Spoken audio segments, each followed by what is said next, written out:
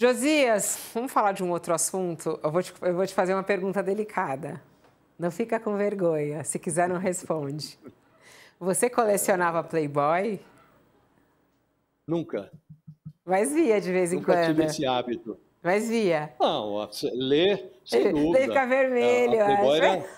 Não, a Playboy Tá. era uma revista muito Noticiosa. de muito prestígio. É. Muito prestígio entre os adolescentes e tal. Então era impossível não ver. Inclusive tinha o chamariz daquelas mulheres bonitas que apareciam na televisão e tal, né? Então era uma revista muito difundida. Eu estava extremamente ansiosa para a estreia desse podcast, porque primeiro feito por Adriana Negreiros, minha parceira do podcast da Janja, que vocês lembram muito bem, e ela também com Juca Kfouri, que foi o diretor da revista Playboy, né, por um longo período e que tem muitas histórias de bastidores.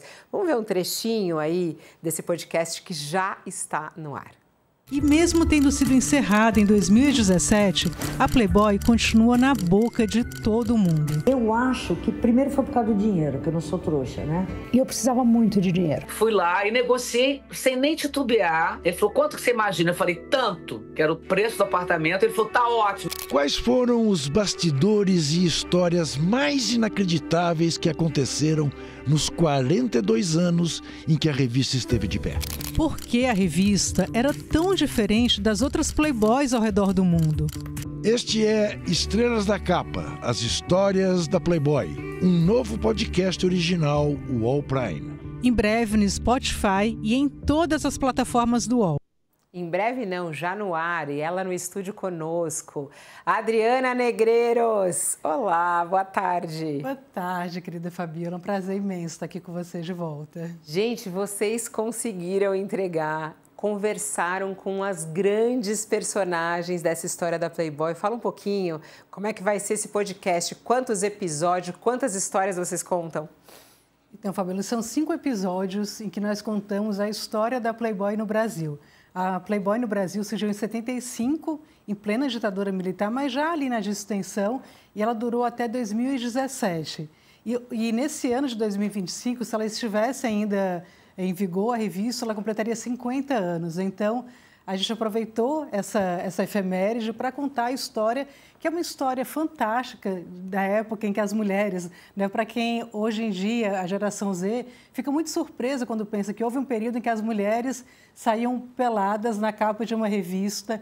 Todo mês havia uma mulher famosa, não era uma mulher desconhecida, mas quase sempre uma mulher famosa, já muito rica, já muito bem-sucedida, mas que saía nua na capa de uma revista. Hoje, se a gente olhar para isso com os olhos de hoje, parece muito inusitado, não é, Fabiola? Não muito, eu lembro que, conversando com o Juca, né, eu trabalhei muito com o Juca também na CBN, eu lembro que uma vez eu perguntei para ele até se ele via, assim, condição de ter hoje, né, a revista Playboy. Ele disse que não, né? Hoje não faria o menor sentido ter uma Playboy. Então, pois é, hoje não faria sentido mesmo. A gente, inclusive, conversou com o Luciano Huck, que tem uma história pessoal com a Playboy. Ele foi um dos nossos entrevistados, né? O Luciano Huck, ele era enteado do Mário de Andrade, que foi um dos grandes diretores de redação da Playboy, além do Juca Kfouri, né, obviamente.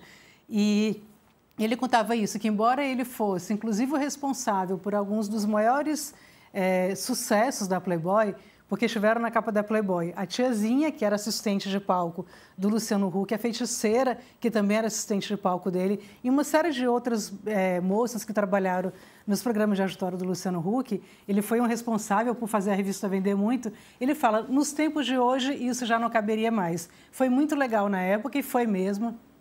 E eu digo isso, que eu acho que foi muito legal, porque eu também tenho uma história pessoal com a Playboy.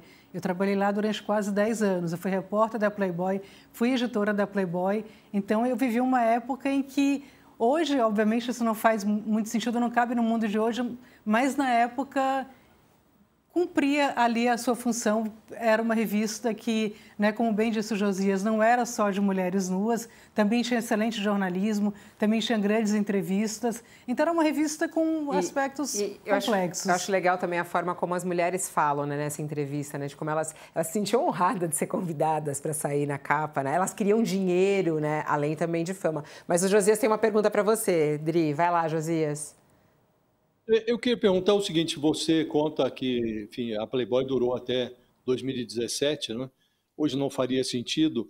E a Playboy tinha havia um certo glamour no convite às mulheres.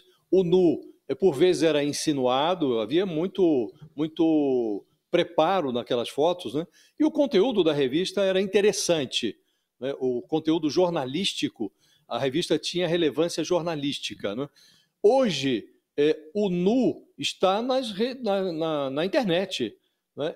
Sem glamour, até um nu que descambou para o pornográfico, né?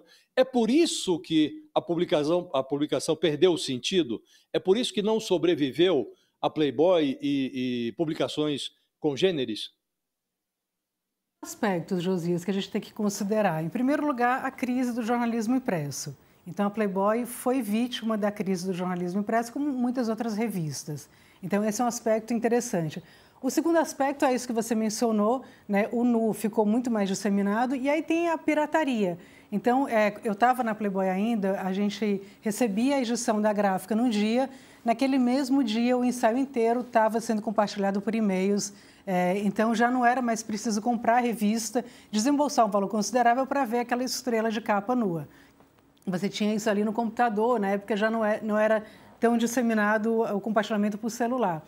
Então, isso já fez com que as vendas despencassem muito.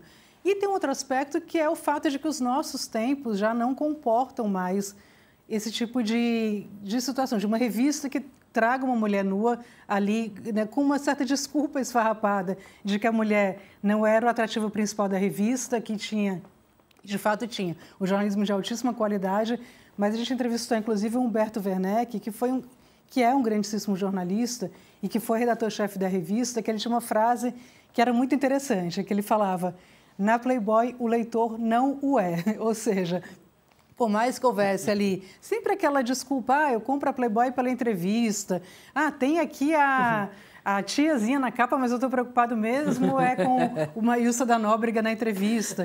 Então, tinha muita desculpa, mas de fato que o grande atrativo era a mulher, mas era uma revista que hoje realmente não faria mais sentido. O pessoal sempre fala, era notícia, tinha um conteúdo importante, mas o pessoal queria ver a Adriane Galisteu se depilando, ela conta os bastidores dessa foto, que é histórica, né? É histórica. Bom, o nosso tempo está esgotado, mas isso é só para te dar um aperitivo para você ir lá e clicar. Disponível para você na nossa página do UOL, assim que você abre, você vai ver lá o cantinho, é uma coelhinha na capa. Você vai lá, clica na coelhinha, tem também em todas as plataformas de podcast, tem no nosso YouTube, encontra lá, podcast da Playboy, vai bombar. Parabéns para você e para o Juca e para toda a nossa equipe de podcast que arrasa, Adri. Obrigada, querida.